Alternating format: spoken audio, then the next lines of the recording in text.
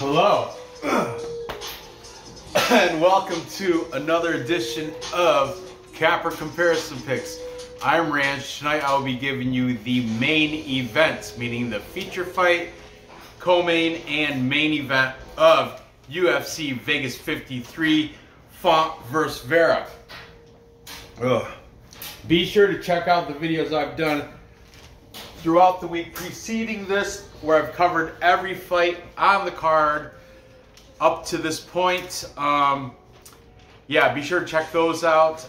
And I try to, every video I make, I try to use a whole new flock of cappers.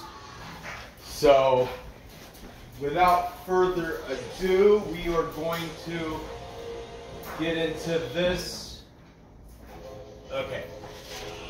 So starting this show off, we have the featherweight fight between André Touchy Fili and Joanderson Brito. I think Tubario, I think that's how you say his nickname. I didn't look it up, I don't know what it means. Tubario, maybe Turbo? But then you'd think it'd be like Turbar, I don't know. I don't picky panty. I don't speak Spanish or Portuguese, or I think it's Portuguese because he's Brazilian. I don't know what that means, but I'm sure it translates into something really cool. Okay, André Fili is the big favorite here at -220. He did open up even a bigger favorite. He was closer to 300. I think he was like at around 275 I saw him. But now, as of just before filming, I went on Bet Online and wrote down all these odds. That's where these are all from, Bet Online. And André Fili's at a -220 favorite. Okay, and he's taking on Joanderson Brito, making his second fight in the UFC. And he's a +185. He was +220. So they're trying to make him, or no, some money's coming in on him. That's why they're making the lines a little bit less attractive than they were for Fili. They want, or yeah, Fili was -275, now he's -220. Brito +220, now he's +185. That shows money has been coming in on the underdog, Joanderson Brito. Let me try to figure out why, okay? We're going to start out talking about the favorite in André Touchy Fili. André Fili's coming off a no contest to Daniel Pineda, where he had like an accidental eye poke in round 2, making it a no contest, because if it was in round 3, they would have went to a technical decision and whoever was leading would have won. But because it happened in round 2, I think the cutoff is like halfway point of round 2, so this must have happened before that, causing it to be a no contest. Before that though, he lost to one of my favorite fighters in Bryce Mitchell, one of my favorite fighters and Trailer Park Rappers. He is a, what's his rap name?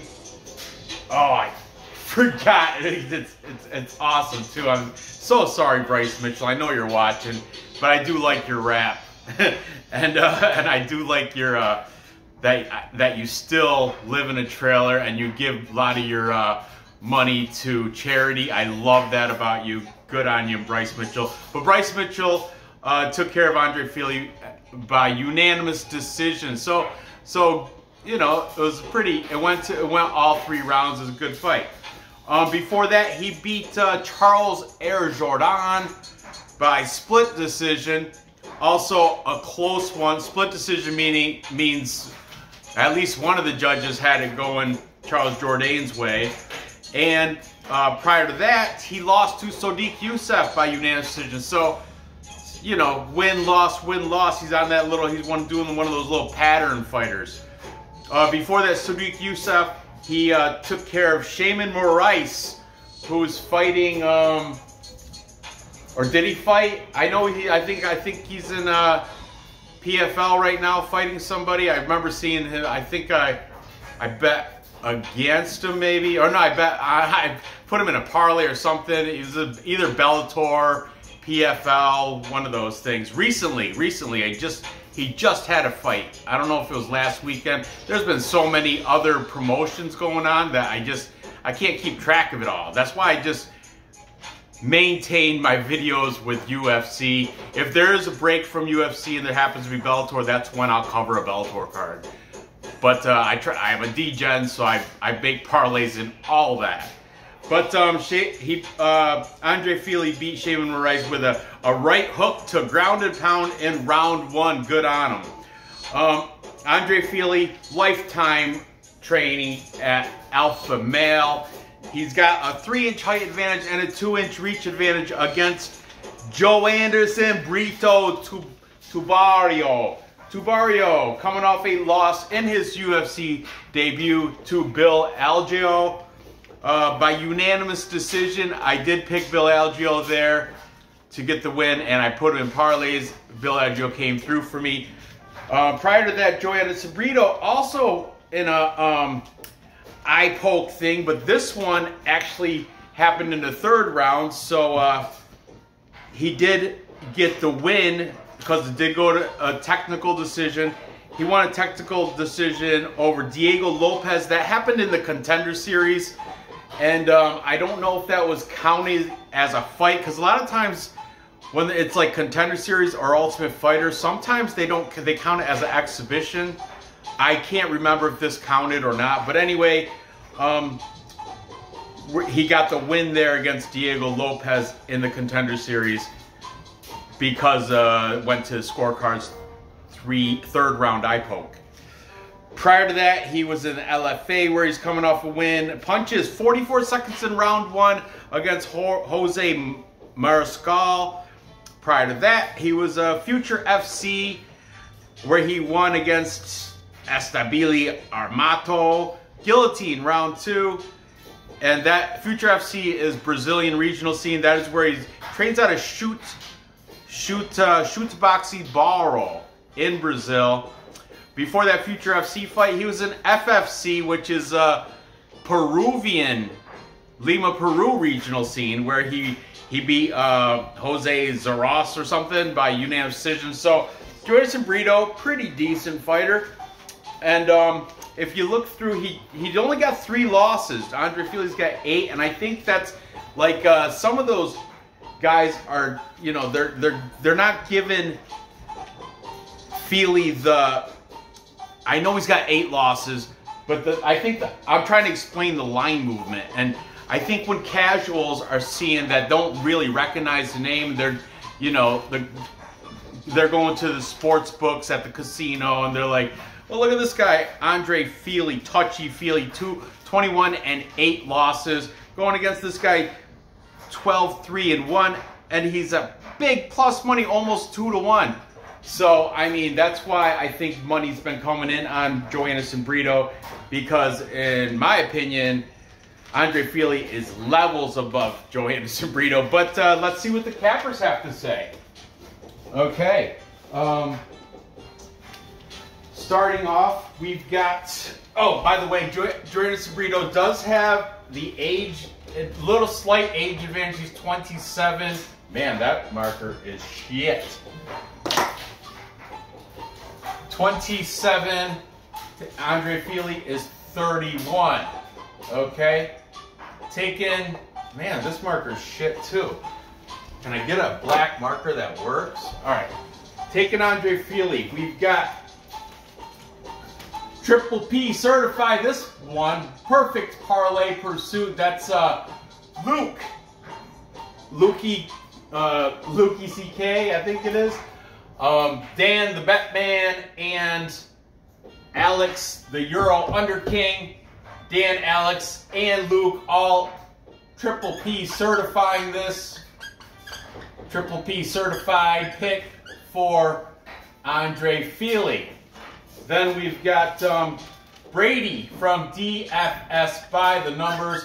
Brady, I believe, was supposed to be a guest on Perfect Parlay Pursuit this week. I do believe, but then there's Luke got mad at Twitter, canceled his account, but then when Elon Musk acquired Twitter, the sale didn't go through yet. It's still up in the air, but it looks like he's going to acquire it. So Lukey is going to open it back up. I don't know if Brady's going to make it to the show this week or not, but Brady DFS is also on André Fili by decision. Then we've got the MMA Prediction Guru, not to be confused with the Beanie Guru from the UK. The Prediction Guru is from California. He's saying this is going to be a TKO round 3. Good with the round and method. That's definitely going to make that minus 220 a plus money. If you pick the round and the method, it's almost sure. The round is what does it. You pick the round and the method, it's sure to get. And the higher the round, the later the round, the bigger the plus money it is. Then we've got the MMA Fortune Teller. The teller. Lives right down by Coconut Creek by American Top Team. Sees fighters every day right at Walmart, in his local neighborhood Walmart. Comes across them all the time. The teller is taking André Fili. Then my good friend and colleague Vlad from UFC Celebrities and Classics, the Bulgarian Cowboy, also taking UFC Celebrities and Classics, also taking André Fili, making this a full capper consensus. If you don't know what a full capper consensus is, you should by now. It's when, this is the little dance, it's when all the handicappers are in agreement, in a consensus agreement, taking the same side, and in this case, they're all taking the 2-to-1 favorite, André Fili, to beat Joanderson Brito, as expected. I'll throw some good luck pearls out there for you guys putting a bet on this.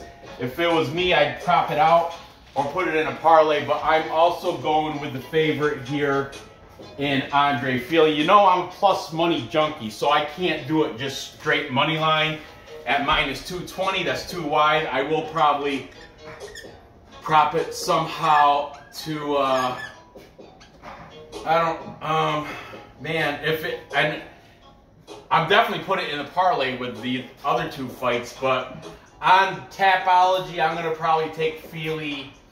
We're going to say, I'm going to say decision. I'm sorry. If that still might not be a plus number, still might be like a, you know, minus 110 or something. I really don't know. I didn't check it out. But my pick is André Fili to get it done by decision. Moving on. Next we have Jake the Prototype Collier. This guy. Oh, I love him. He's great.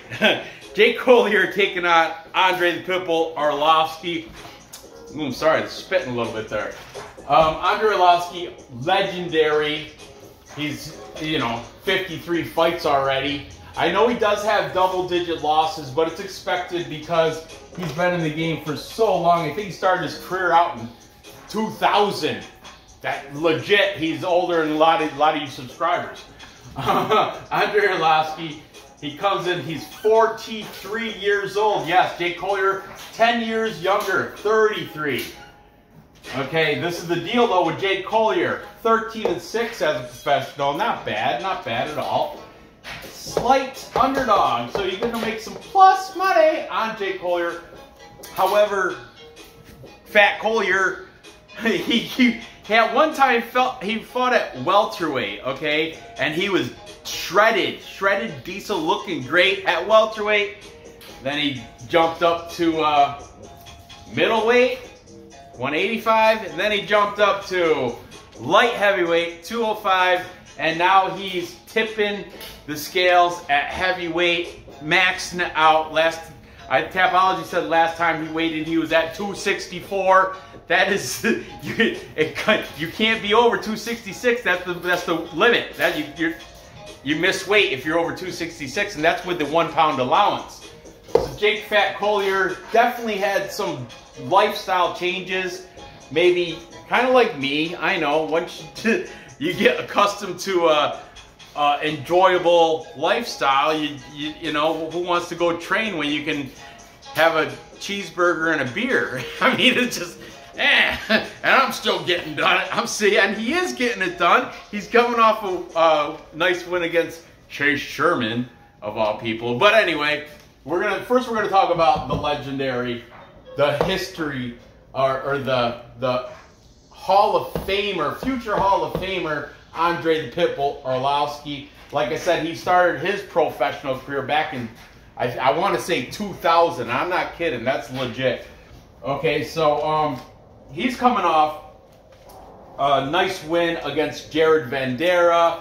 You know, kind of a middling heavyweight. He's all right. I mean, nothing great. I think he's coming off back-to-back losses, actually. Prior to that, he beat Carlos Fili.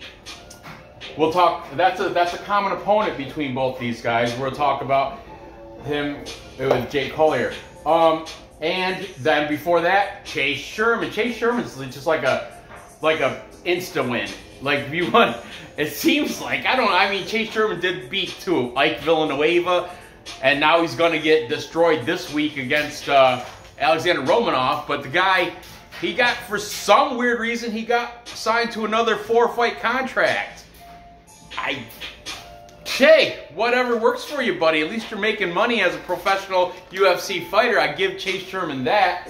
And Chase Sherman does have bare knuckle championship experience. He does win sometimes over in BKFC. But we're back to this. André Arlovski, prior to that, Chase Sherman did get knocked out. Or no, I'm sorry, he did get finished. He got rear naked choked from Tom Aspinall, round 2. Tom Aspinall, though, did rock him. Got him to the ground, and that's what it was, like one of those club and sub. He clubbed him, got him to the ground, got the rear naked choke. Round 2, but Tom Aspinall, a beast, top 5, elite.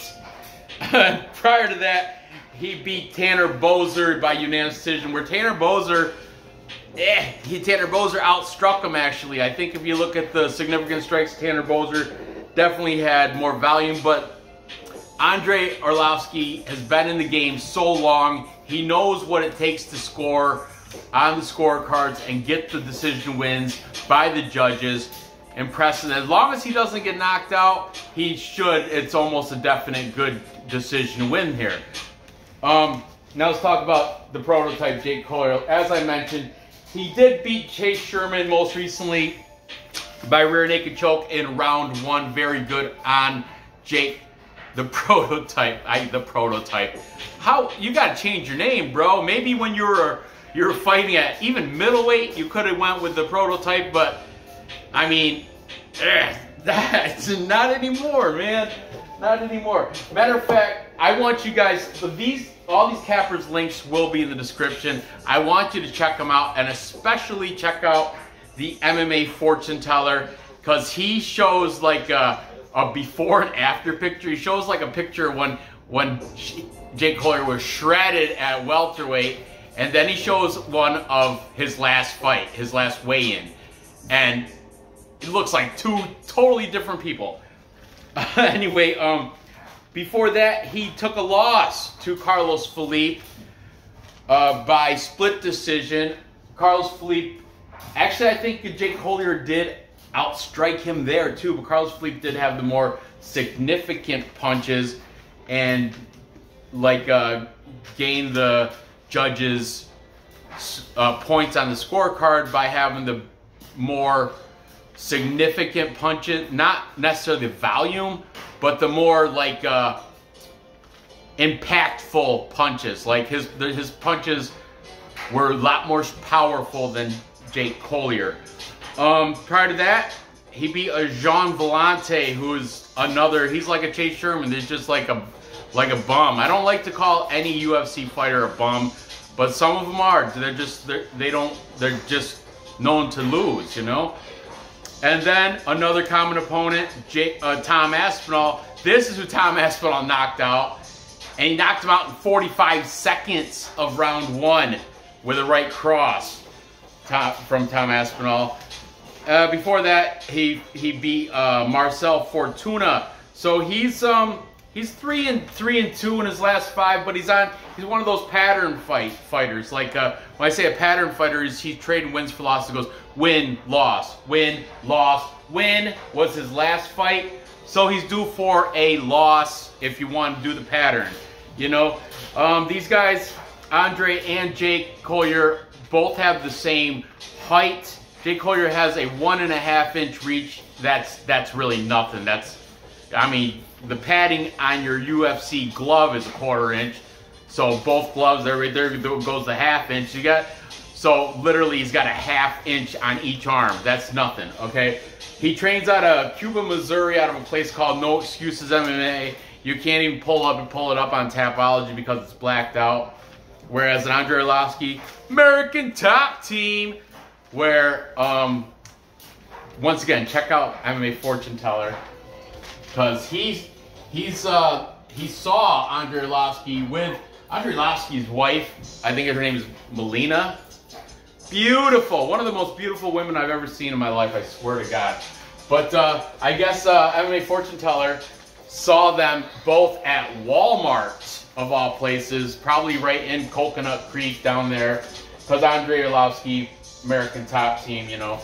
But his Tapologies does say he's coming out of Chicago, Illinois, I think it said, for all places. But you know, he's originally from Belarus, which is, you know, with the whole Russia thing, Belarus is now part of, you know, it's above Ukraine, in between Russia and Ukraine. It's a landlocked nation, but Russia pretty much dominates it and has soldiers in there. I don't want to get into that political stuff. But anyway, back to this. So we're going to start out these cappers. We're going to get this board dirty, starting out with the favorite in Orlowski. Orlowski is the choice for Vlad. Vlad's like, every fight on here, Vlad goes, if I have to take a side, I'll choose, and range, I'll take. And he always does the like within distance if it goes to round 3 and all. He does all these time bets, you know, the over unders. Right now the over 2.5 rounds, the bookies think it's going to go to decision. Mine is 220, but Vlad, if I have to take a side, I lean Orlowski. And he says that with every, pretty much all these fights. If I have to take a side, range, I love it. God bless you, Vlad. You mention my name almost every video when you come take your side. But Vlad taking André Orlowski here. Then we also have, like, oh, as I mentioned, the MMA Fortune Teller, big fan of André Orlowski. And definitely check his, it's so entertaining. I was like, holy crap, look at Jake Collier when he was 170. He was shredded. You can see his muscle fibers. That's how he was like. And then he showed the fat Collier, and you can get, it's funny because you got the same tattoos, but if it wasn't for the tattoos, it'd be like, who's this fat guy? He's not even the same. It looks like a totally different person. It's like he ate the welterweight Jake Collier and became Fat Collier, the prototype. Hey. Anyway, then we've got MMA Prediction Guru, and he's saying André Orlowski should get the decision here. That's like the consensus, because at 43, Andre's fight IQ is so sharp. He just knows what to do to get the decision from the judges. When the judges, it goes to judges' scorecards, like, who am I gonna? And like I mentioned, that Tanner Boser fight, he did get outstruck. If they were both like unknowns and it was just like 2 guys fighting each other, and you're unbiased, you might have gave it to Tanner Boser. But the judges, they like André Orlowski because he knows how to win him over. He knows what to do to win the fight. Then we've got Triple P certify this the perfect parlay pursuit. Also all in agreement that André Orlowski should win. However, we do have the contrarian picker, and that is DFS by the numbers. Brady, one half of the stat diggers, Brady and Uncle Weezy. DFS by the numbers is taking Jake Collier because Jake Collier will have the more volume. Jake Collier's a sharp boxer, and he is 10 years younger. So the thing, I don't know who's going to have the better cardio in this, because obviously you can tell Jake Collier does not have like that discipline. You know, if he went from welterweight to 264 pounds, so I would imagine his cardio has got to suffer from that a bit. He will have the 10-year age advantage though, but André Arlovski, the professional, he keeps in fighting shape. He's very active, and he's a professional. He's already made millions, over a million. He's made millions doing this thing, and it's his deal. It's his life, you know, and he's always keeping in fighting shape. That's just how he rolls. He's dedicated to his job, and he's good at it. So, but Brady does seem to think that the judges will score to the volume with Collier, and he's not the only one. There's other people that aren't on this show that I've already used on previous capital comparison shows that are saying the same thing. Jake Collier is liable to beat André Arlovski because he's a better striker, stand up. But I believe if it goes to the ground, it's André Arlovski's got the. I don't know. That's tough too. I don't know. It's you got to decide for yourself.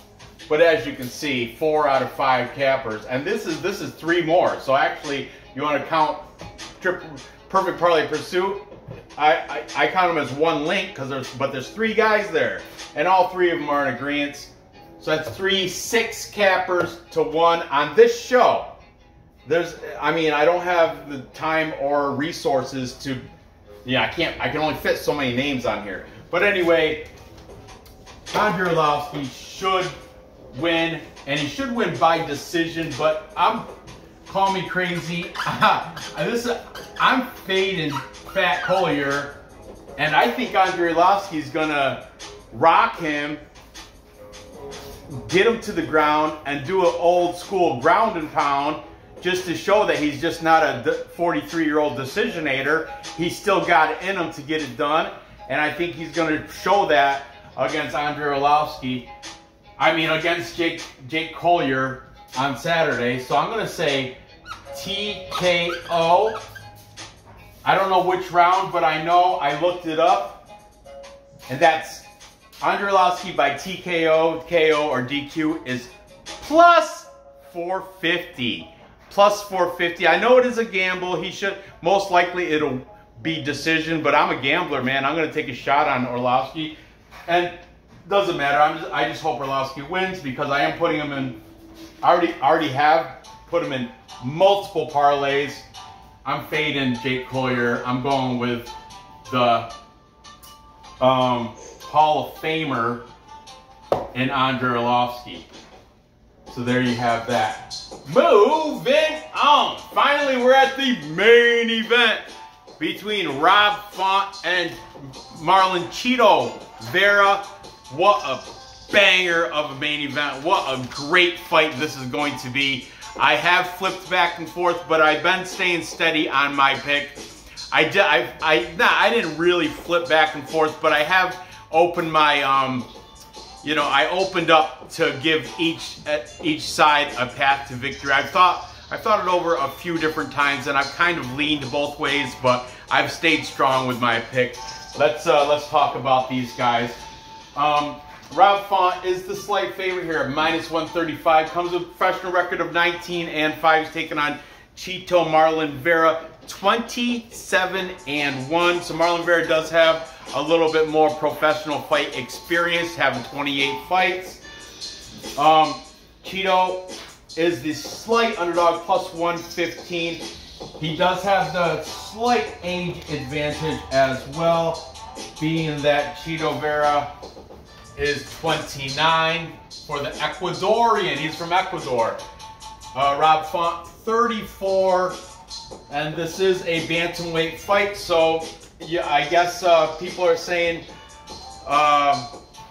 fighters tend to fall off after 30 in the lighter weights. Bantamweight, if you don't know, is 135 pounds. That's considered, like, I think the cutoff, like, you can still, at welterweight, you can be 30-something and still be in the prime. But the lower the weight goes, at 125, you don't want to be over 30, and at 125, It just, because the cardio is more, you know, the lighter you are, the faster you are, the younger you are, the faster you are. So you got to consider all that. You know, Rob Font 34 at 135. Keep that in mind. Okay. Let's talk about the favorite first. And Rob Font is coming off a loss to Jose Aldo, but Jose Aldo is a common opponent who beat both these guys by unanimous decision. Prior to that, Rob Font beat Cody Garbrandt by unanimous decision. He beat Marlon Moraes by punches in round 1. Very good. He beat Ricky Simon prior to that, unanimous decision. And prior to that, he beat Sergio Pettis, unanimous decision. So he's 4-1 in his last 5. He trains out of Joe Lozon Martial Arts over in Boston. It's not really Boston, but it's like a suburb of Boston over in Massachusetts. These guys are the same height. Rob Font does have a 1-inch reach advantage. That's nothing. 1 inch, like I just explained, that ain't shit.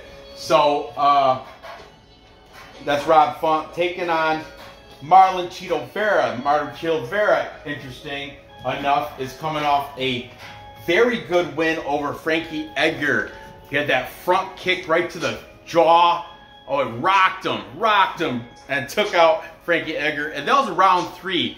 Marlon Vera is a slow starter. He generally loses round 1, and then as the fight goes on, he gets better. And this is his first 5-round fight, and I'm dying to see how he's going to look up in rounds 4 and 5, the championship rounds, because he does get better as the fight progresses. He's just one of those dudes. Prior to that, he beat Davey Grant, unanimous decision. Prior to that, he took his loss to Jose Aldo. Jose Aldo, though, another legend, another, you know, Hall of Famer.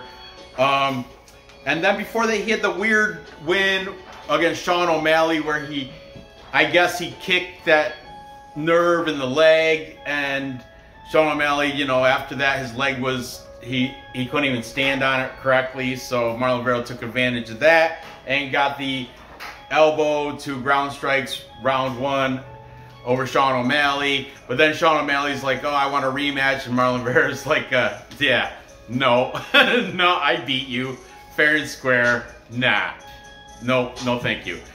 But and he did. It's not like it's not like he Sean O'Malley went out there and hurt himself. And the injury was from a kick from Marlon Vera. So all your sugar Sean O'Malley fans, I'm sorry to tell you, he lost that. Okay. And before that, he lost to Yadong Song Yadong. Chito Marlon Vera fans do claim that that kind of was a robbery, but I don't think so. I think Yadong Song is the real deal. I love that guy. He's great. Marlon Vera trains out of Team Oyama. The dude is 3-2 in his last 5.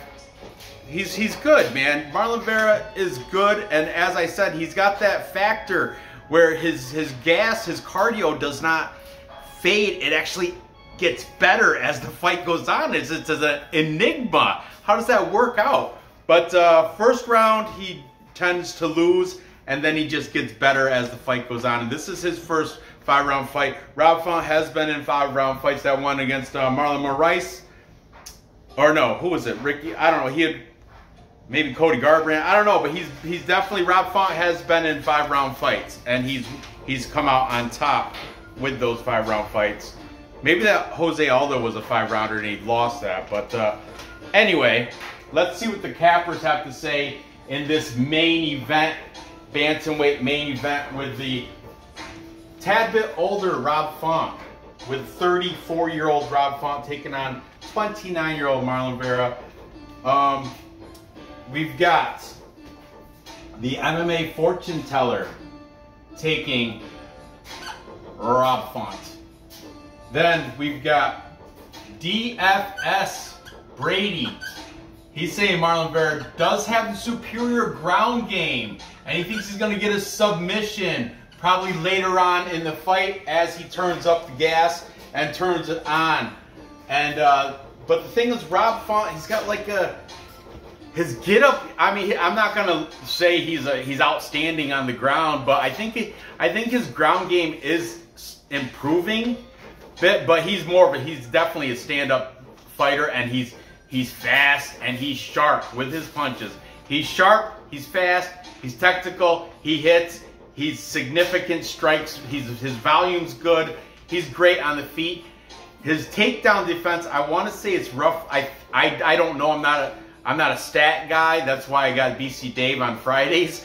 But I want to say it's roughly around 50% takedown defense. But his get-up game, when he gets taken down, he usually pops right back up. He's good. He's got good get-up game, and I do believe, I want to say his ground game is getting better because he's been working on that. You know, professional fighters know where their weaknesses lie, and that's when they're training. That's what they work on. They work on getting better and where they're flawed, understandably.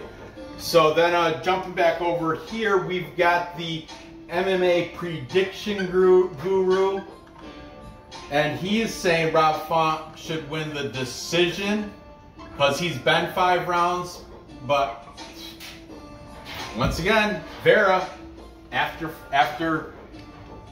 round 1, he gets better and better. So interesting. It'll be interesting. Then we've got Perfect Parlay Pursuit. Dan the Batman. Dan is the only one, the contrarian of the 3, taking Marlon Vera, where Luke and Alex are both on the side of Rob Font. Luke was always there, and he kind of convinced Alex. Alex flipped on the show. Alex in the beginning said he's on the side of Marlon Vera, but then after Luke gave his little spiel, he convinced his brother, he convinced Alex, the Euro Under King, to flip to his side, and he did flip right on the show, and now he's on the side of Rob Font. Then we've got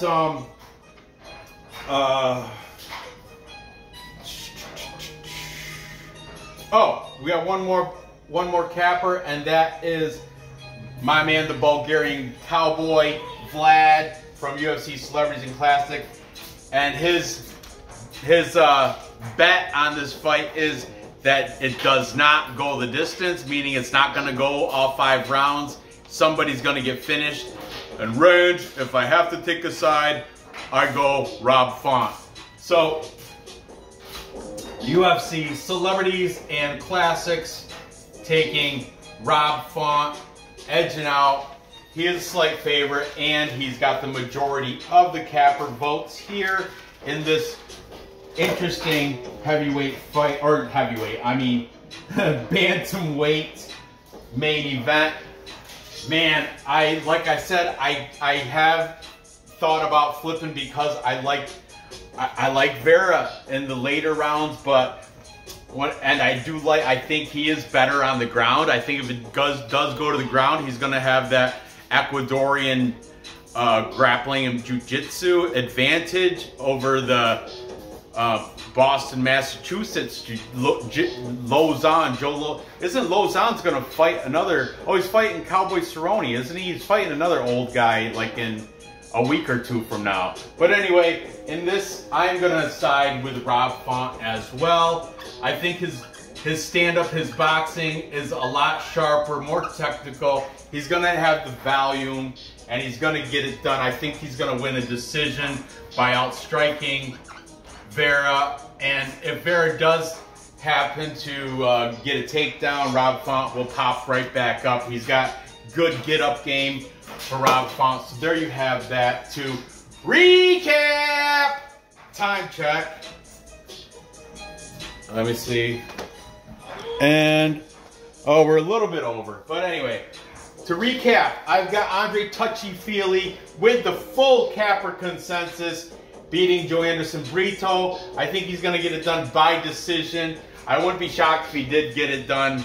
You know, I'm not confident with the method. I think he might even be able to get it done inside the distance. But just going off his last fights, he's more of a decisionator.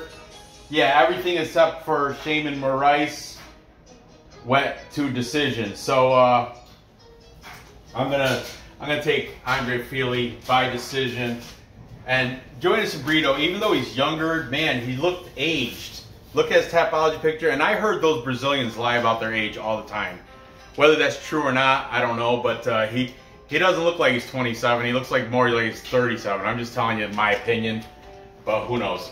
And then I've got the future Hall of Famer, André Orlowski, the professional, getting it done over a fat Collier. I call it what it is.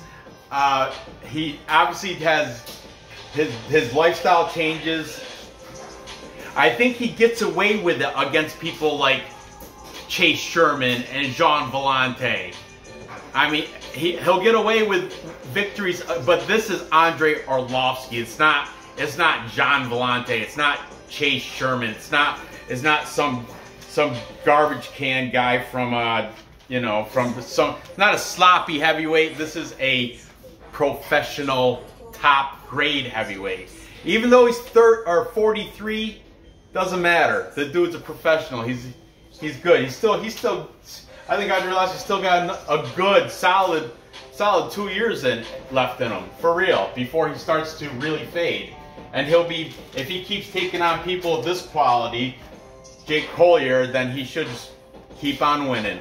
Matter of fact, plus money, a TKO, I told you. I already placed the bet on it. Plus 450. Plus 450. So you a $10 bet make you 45, a $20 bet make you 90. Hey, why not? And then finally, I've got Rob Font in a close decision. He might lose a couple of those later rounds, but he's gonna win round 1, probably round 2, round 3. Vera's best in round 3, and then round 4 and 5.